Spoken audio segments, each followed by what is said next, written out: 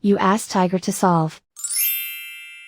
This deals with linear equations with one unknown.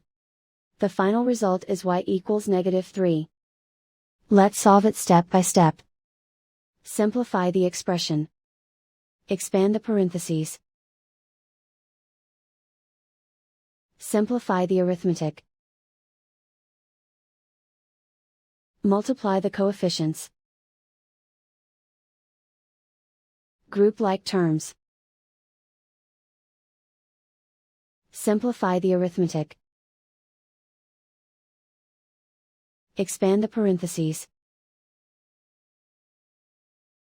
Simplify the arithmetic.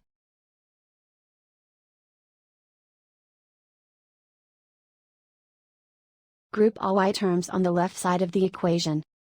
Add 7y to both sides. Group like terms. Simplify the arithmetic. Group like terms. Simplify the arithmetic.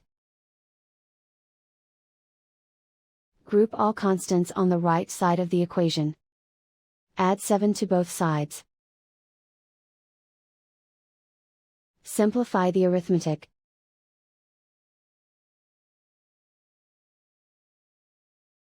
Isolate the y.